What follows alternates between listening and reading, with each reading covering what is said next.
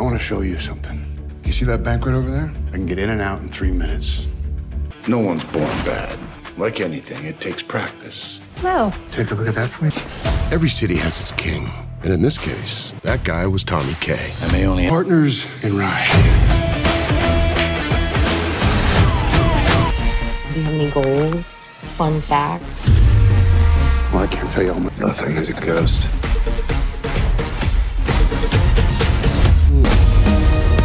Yes, I think I just witnessed a bank robbery. How would you like to pay for that? Cash.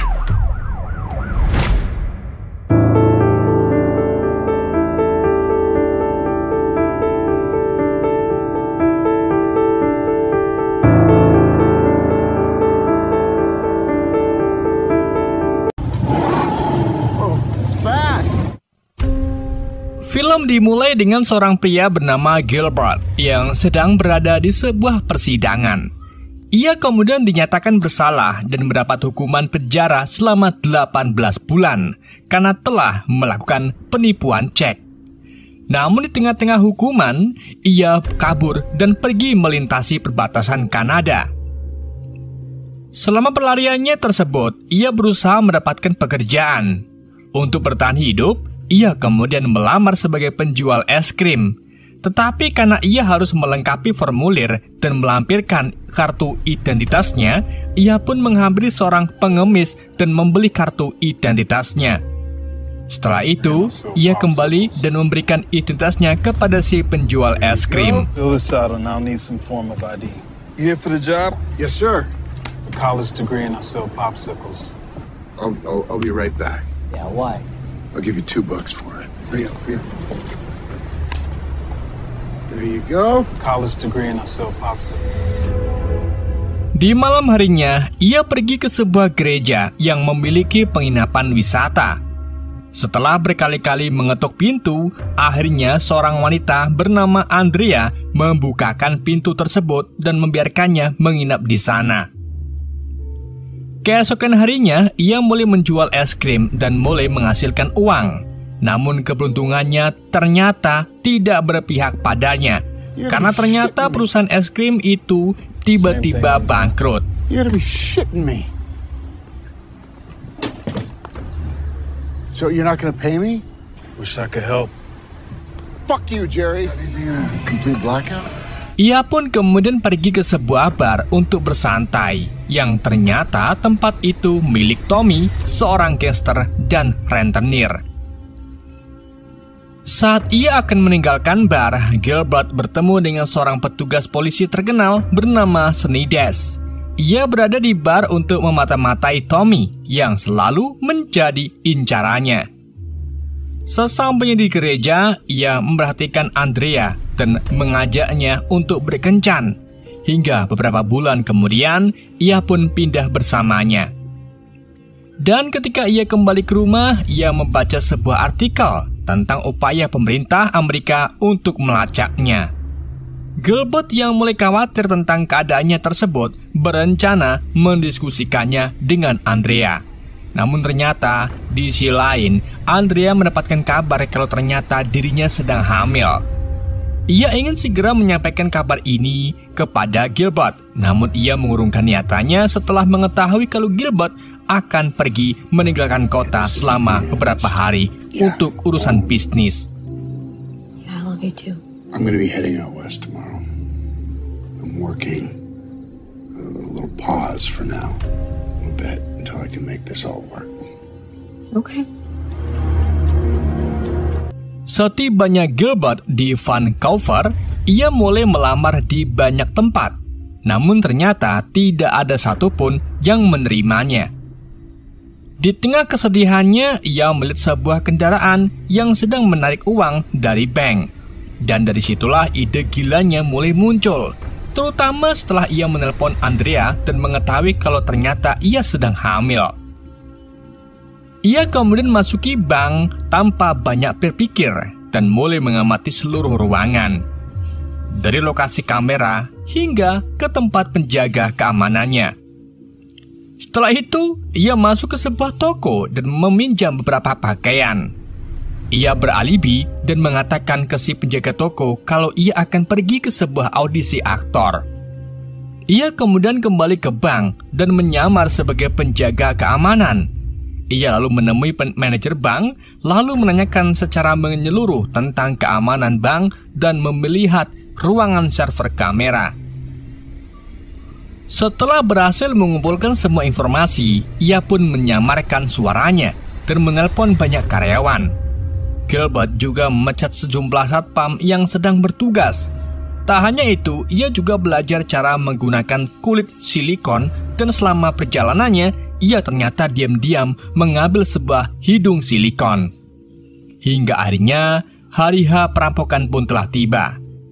Ia bertekad untuk melakukan perampokan pertamanya di bank perkebunan kerajaan. Ia lalu berjalan ke meja teller dan menyerahkan selembar kertas yang bertuliskan, "Jangan berteriak." Ia kemudian meminta si teller untuk menyerahkan semua uangnya yang ada di laci, sambil menodongkan pistol dari dalam mantelnya. Si teller yang ketakutan pun mulai menyerahkan semua uangnya.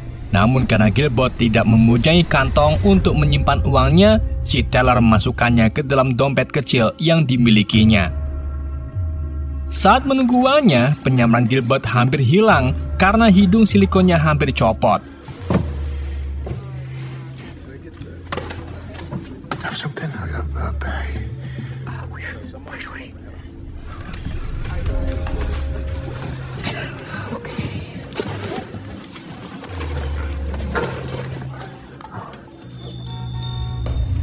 Setelah semuanya selesai, ia pun mengembalikan pakaian dan pinjamannya dan pergi ke kamar mandi untuk berganti pakaian. Di sana, ia mulai memindahkan semua uangnya ke dalam koper dan bergegas pergi ke bandara. Sesampai di sana, Gilbert mendapatkan masalah baru, di mana ia harus menjalani sebuah pemeriksaan. Karena tidak mau uangnya ditemukan, ia pun segera memindahkan semua uangnya ke dalam celananya. Setelah merasa aman, ia pun kembali untuk melakukan pemeriksaan. Namun semuanya di luar dugaan, karena ternyata setiap penerbangan domestik tidak perlu dilakukan pemeriksaan rongsen. Setelah ia tiba di tempat tujuan, Andrea ternyata sudah menunggunya.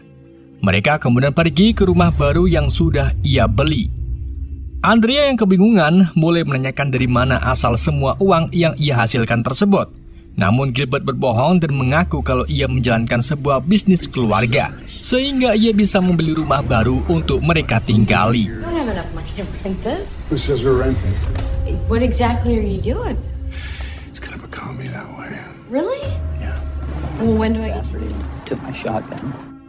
Sementara itu di sisi lain, para polisi sedang menginterogasi si korban perampokan. Seorang detektif bernama Hoffman mengira kalau Tommy si gangster adalah dalang dari perampokan ini.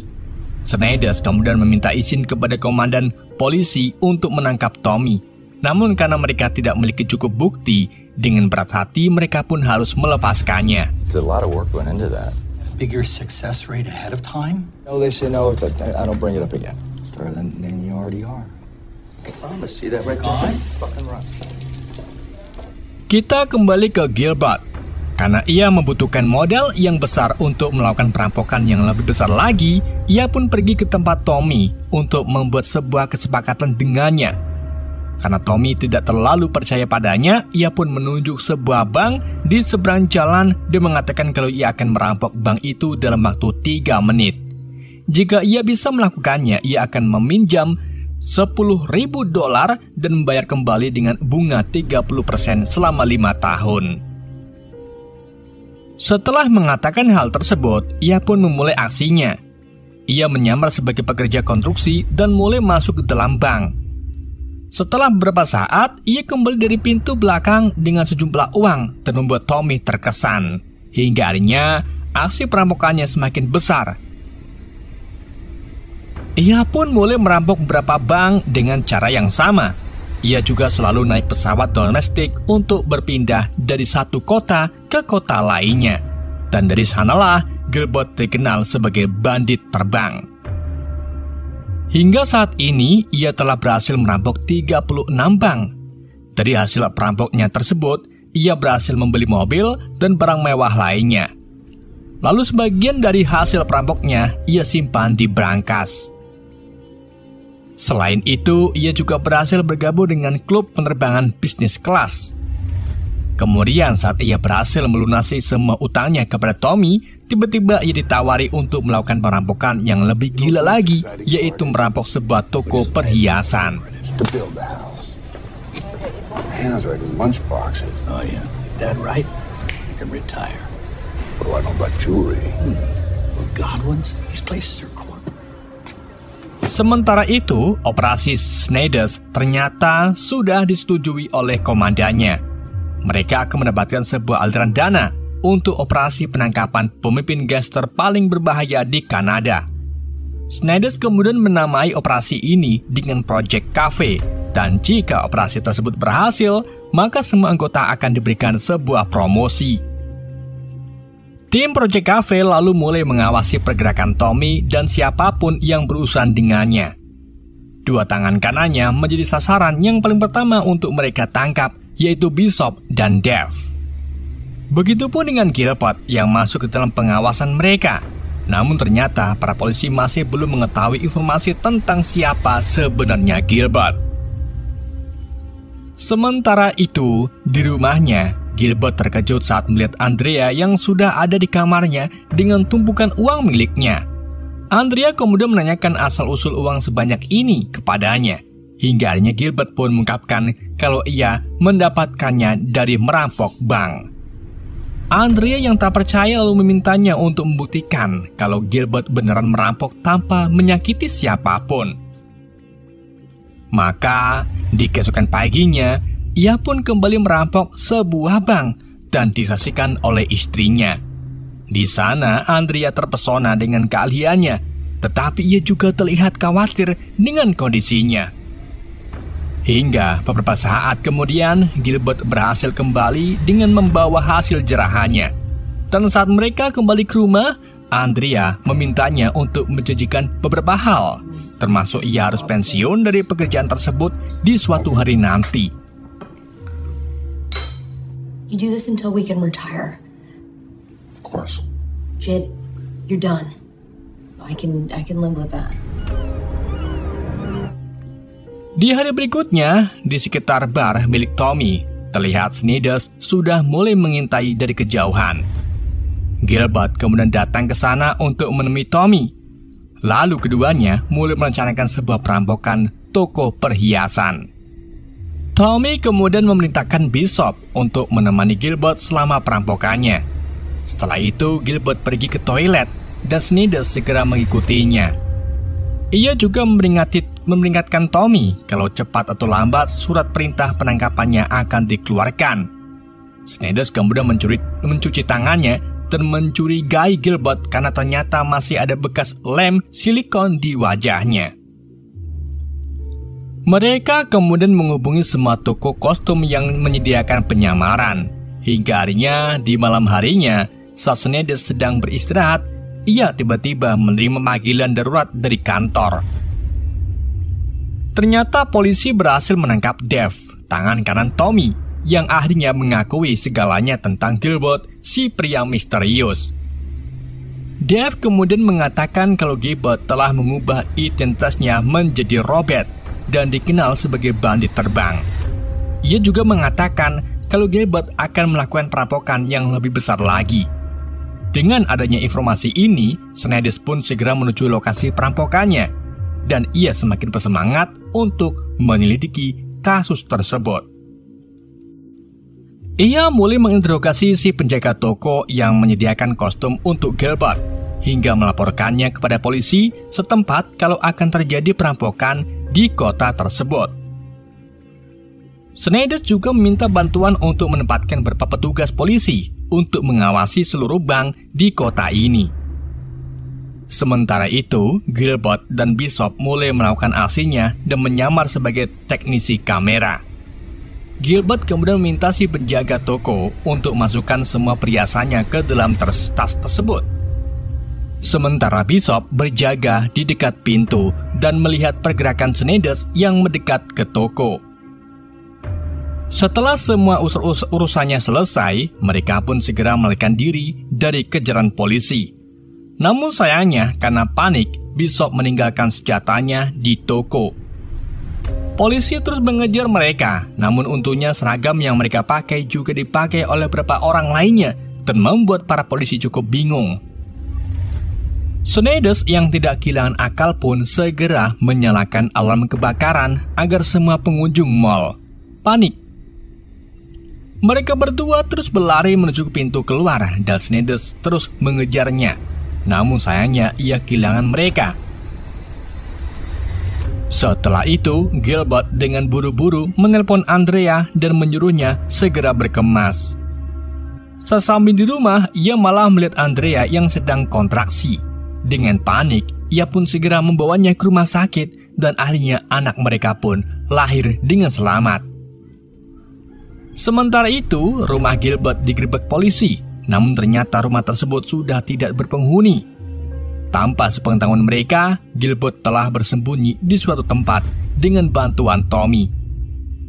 Setelah itu, para polisi mulai menyelidiki senjata yang ditinggalkan di toko perhiasan tersebut.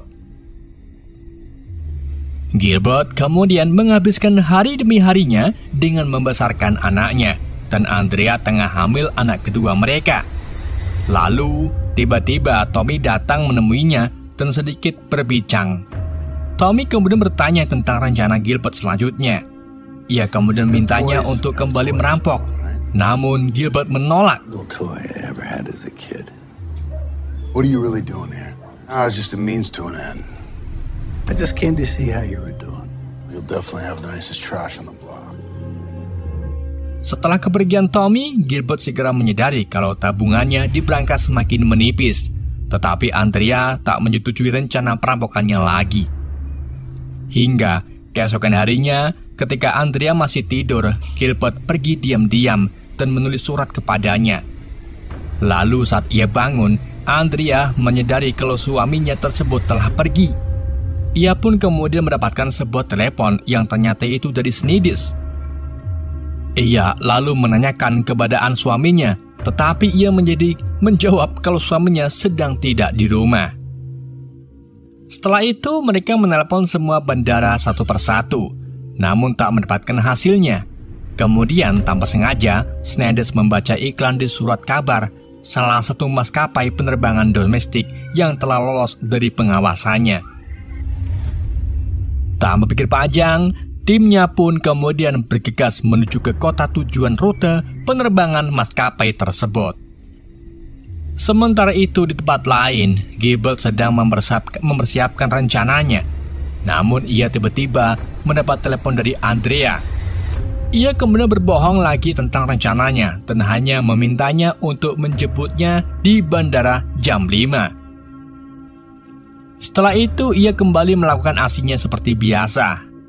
Setelah kopernya penuh dengan uang, ia meninggalkan bank, mengganti pakaiannya, dan membuat panggilan darurat untuk melaporkan sebuah perampokan bank.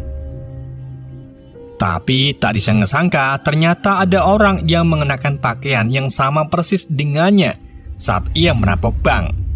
Hal ini sangat menguntungkannya hingga para polisi salah tangkap, dan ia pun kemudian memanfaatkan situasi ini untuk melarikan diri.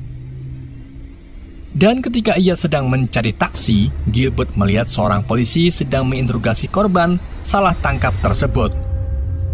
Dari sinilah Gilbert mulai kebingungan karena tidak ada taksi satupun yang lewat sana. Yang ternyata semua taksi telah dialihkan ke jalan lain. Gilbert kemudian melihat sebuah mobil yang akan dijual. Tanpa pikir panjang, ia langsung membeli mobil tersebut dan pergi. Sementara itu, Snides yang baru saja tiba di lokasi perampokan langsung menunjukkan foto Gilbert kepada semua orang. Lalu salah satu petugas polisi mengatakan kalau ia melihat pria tersebut telah melarikan diri dengan mobilnya. Hingga akhirnya Gilbert berhasil tiba di bandara dan ia berhasil melewati detektor logam, namun ternyata pihak bandara mempunyai informasi tentang Gilbert dalam daftar orang yang dicari. Bandara kemudian menghubungi Snides yang awalnya ia memintanya untuk membatalkan penerbangan Gilbert, tetapi Hoffman menyarankan untuk membiarkannya dan menangkapnya saat ia mendarat. Setuju dengan idenya tersebut, Snides dan Hoffman segera terbang dengan helikopter. Oh, shit. Yeah. Do not let him fly, okay? Do not let him fly. Trust me, let him fly. Setibanya Gilbert di bandara, Andrea ternyata sudah menjemputnya di sana. Tetapi di saat yang bersamaan, para mobil polisi berhasil mengepung mereka.